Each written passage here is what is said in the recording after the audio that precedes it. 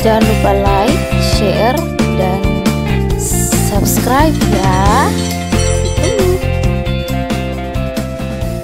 Assalamualaikum warahmatullahi wabarakatuh, and good morning students. How are you today?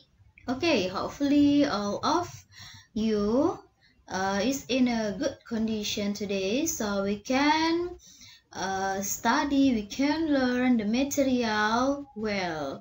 Jadi saya berharap agar kalian semua berada dalam kondisi yang baik hari ini, sehingga kita bisa mempelajari materi hari ini dengan baik pula.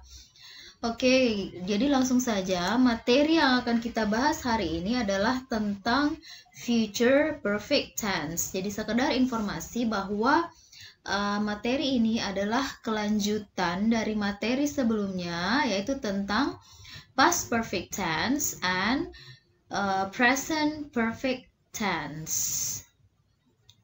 Kompetensi dasar yang ingin dicapai pada materi ini maka tidak akan jauh berbeda dengan kompetensi dasar yang ingin dicapai pada dua materi sebelumnya, yaitu present perfect tense and past perfect tense. Yang dimana KD yang ingin dicapai di sini yaitu KD 32 dan KD 42. Oke, let's see KD 32 first. KD 32 di sini tujuannya adalah agar peserta didik mampu menerapkan fungsi sosial, struktur teks dan unsur kebahasaan, teks interaksi transaksional lisan dan tulis yang melibatkan tindakan memberi dan meminta informasi terkait tindakan atau kegiatan atau kejadian yang sudah atau telah dilakukan atau terjadi dikaitkan dengan satu titik waktu di waktu lampau, saat ini, dan waktu yang akan datang sesuai dengan konteks penggunaannya. Jadi unsur kebahasaan yang dicapai yaitu past perfect tense, present perfect tense, and future perfect tense. Yang dimana past perfect tense and present perfect tense sudah kita bahas di pertemuan sebelumnya. Dan hari ini kita akan membahas tentang future perfect tense atau kejadian yang di waktu lampau yang dikaitkan dengan waktu yang akan datang. Nah, untuk KD 34 diharapkan agar peserta didik mampu menyusun. Karena KD 42 di sini fokusnya adalah pada keterampilan, sehingga diharapkan peserta didik bisa menyusun teks interaksi transaksional lisan dan tulis yang melibatkan tindakan memberi dan meminta informasi terkait tindakan atau kegiatan atau kejadian yang sudah atau telah dilakukan atau terjadi dikaitkan dengan satu titik waktu di waktu lampau, saat ini, dan waktu yang akan datang dengan memperhatikan fungsi sosial, struktur teks, dan unsur kebahasan yang benar sesuai dengan konteks. Sekarang kita lanjut. Jadi karena materi ini adalah tentang future perfect tense, jadi untuk kompetensi dasar yang ingin dicapai adalah memahami ungkapan, tindakan, atau kegiatan atau kejadian yang sudah atau telah dilakukan atau terjadi dikaitkan dengan satu titik waktu di waktu yang akan datang. Karena ini adalah future perfect tense, berarti dikaitkan dengan waktu yang akan datang. Saya ingatkan kembali tentang perfect tense. Jadi perfect tense it is a verb tenses. Ini adalah tenses which show action already completed, yang menunjukkan suatu kegiatan yang telah selesai. Dari kata dasar perfect yang berarti made complete or completely done, berarti telah selesai atau telah dilaksanakan dengan sempurna atau telah dilaksanakan seluruhnya. Itu perfect tense. Nah, di sini perfect tense ada 3, yaitu past perfect tense, future perfect tense, and present perfect tense. Nah, untuk future perfect tense, now look at the definition. Jadi future perfect tense is used to describe an activity completed before another activity in the future. Jadi pengertiannya adalah future perfect tense itu digunakan untuk menggambarkan sesuatu yang selesai sebelum ada aktivitas lain di masa yang akan datang. Jadi seperti disampaikan sebelumnya bahwa ada sesuatu yang terjadi di waktu lampau dan dia terjadi dan dia berakhir sebelum satu aktivitas lain di waktu yang akan datang, dikaitkan dengan kegiatan di waktu yang akan datang. Nah, seperti itu pengertian. If you see the time illustration, di sini ada waktu past, now, and future. Past lampau, now sekarang, and future. Time illustrationnya seperti ini. Ada sesuatu yang dimulai di waktu lampau, in the past, dan durasinya masih berlangsung sampai satu kejadian, sebelum satu kejadian di masa yang akan datang dimulai. Berarti dia dari durasinya dari past sampai future, atau di waktu yang akan datang. Jelasnya, look at the sentences. Untuk kalimat pertama di sini dikatakan bahwa I will have finished by 10 a.m. tomorrow. Saya akan menyelesaikan sesuatu di sini. Saya akan menyelesaikannya pukul 10 besok. Berarti ada sesuatu yang telah dia kerjakan dan itu akan selesai sebelum pukul 10 esok hari. Untuk contoh yang kedua, Anthony won't have arrived by then. Anthony tidak akan tiba pada saat itu. Jadi dia menggunakan won't di sini adalah singkatan dari will not, ya. Anthony tidak akan tiba pada saat itu. Jadi durasinya adalah dari past, kemudian masih berlangsung di future. Contoh kalimat yang ketiga, a glass of delicious juice will have been prepared by the time you finish taking a shower. Segelas jus yang lezat akan tersedia saat kamu selesai mandi. Jadi di sini dijelaskan bahwa jus yang lezat itu, segelas jus yang lezat itu akan tersedia saat lawan bicaranya itu selesai mandi. Jadi ini menjelaskan ada sesuatu yang dimulai di waktu lampau, in the past, dan akan berakhir in the future. Okay, next. Will have completed the task by tonight. Akankah kamu menyelesaikan tugas malam ini? Nah, ini juga bentuk interrogatif dari future perfect tense. Nah, setelah melihat kalimat-kalimat contoh sebelumnya, maka kita bisa menyimpulkan the structure of the sentence, pola dari kalimatnya.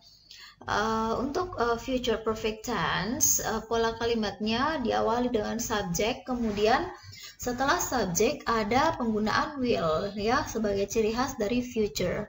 Kemudian setelah will ditambahkan have, lalu tetap menggunakan past participle, ditambahkan object plus complement. Now look at the example. I will have finished by 10 a.m. tomorrow. I subject will, ditambahkan will, kemudian have finished. Di sini adalah past participle-nya. Object complement-nya adalah by 10 a.m. tomorrow. Oke, students, jadi saya ingatkan kembali bahwa dalam bahasa Inggris kita mengenal kelompok-kelompok kata kerja, yang dimana verb 1 atau infinitives, kemudian ada kata kerja kedua atau past simple, dan kata kerja ketiga atau past participle. Dalam hal ini, untuk future perfect tense kita menggunakan past participle, ya, atau kata kerja ketiga, ya. Oke, tadi kita telah melihat the structure of a future perfect tense khusus untuk kalimat positif. Nah, kita ulangi kembali. Untuk kalimat positive sentence, pola kalimatnya adalah subject, kemudian disusul dengan will, lalu have, lalu past participle. Bisa juga ditambahkan object or complement. Contoh kalimat yaitu my mom will have prepared a glass of delicious juice by the time we finish taking a shower. Jadi subjeknya di sini adalah my mom, lalu will, have, past participle-nya adalah prepared, kemudian ada object complement yaitu a glass of juice by the time you finish taking a shower. Ibu saya akan mempersiapkan segelas jus yang enak ketika kamu selesai mandi. Nah, itu pola kalimat untuk positive sentence. Nah, sekarang kita lihat di sebelahnya itu adalah negative sentence.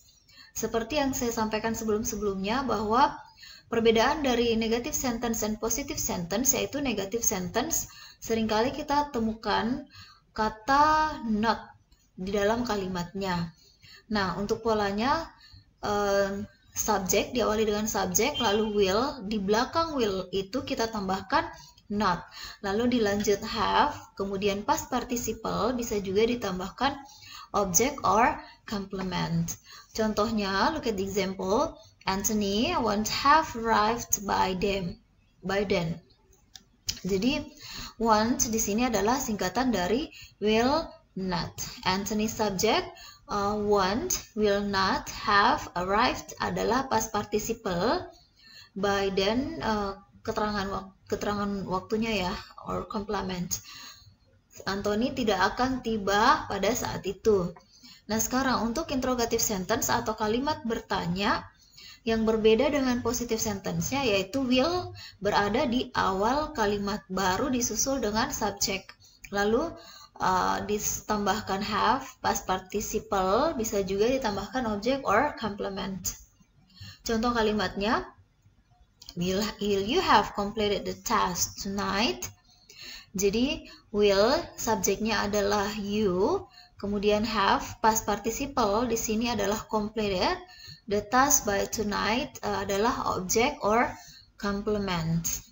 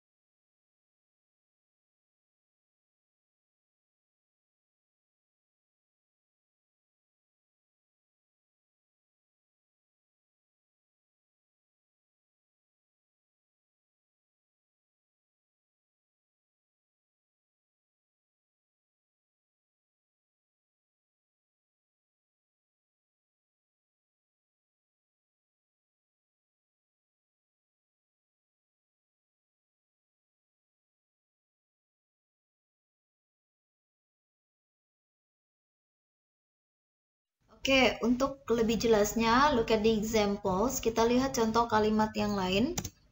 They will have come by tomorrow afternoon. Mereka akan tiba besok sore. They will have come by tomorrow afternoon. Ini adalah kalimat positif. Kemudian, they will not have come by tomorrow afternoon. Mereka tidak akan tiba atau datang besok sore. Ini adalah kalimat negatif.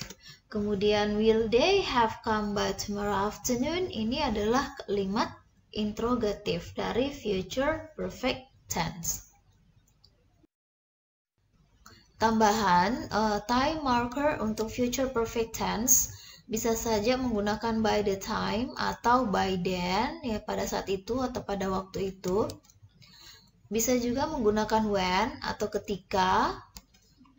Bisa juga menggunakan before, sebelum, atau for, selama.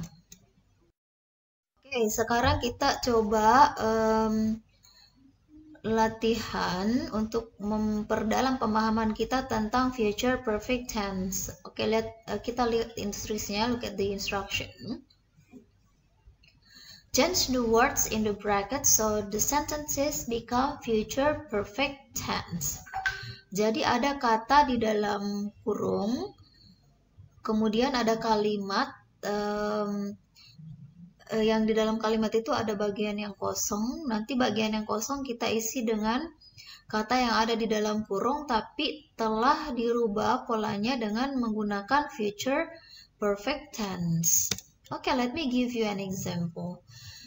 He, kata cook di sini kita sudah rubah dengan menambahkan will, have, lalu cook. Karena cook di sini adalah verb 1 atau infinitive, kita rubah menjadi past participle. Past participle dari cook adalah cooked. So the sentence will be, he will have cooked for an hour. Dia akan masak selama 1 jam. Oke, jadi silahkan dilanjutkan kalimatnya. Seperti contoh, saya harap penjelasan saya tentang future perfect tense cukup jelas. But if you have a question or any questions, you can ask. Please feel free to ask, ya. Jadi saya tetap membuka pertanyaan jika ada yang kurang jelas.